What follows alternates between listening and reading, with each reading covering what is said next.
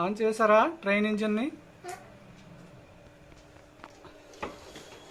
Okay, train బాగా విజయవంతంగా ప్రయాణించుతుండగా మధ్య మార్గంలో ఏదో ప్రాబ్లం వచ్చి ఆగిపోయింది.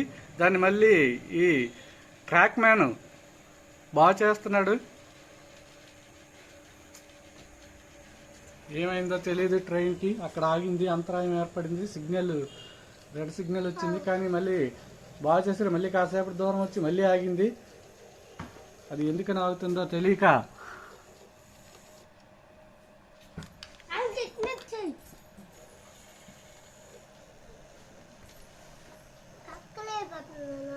ఎందుకు ఎక్కలేకపోతుంది?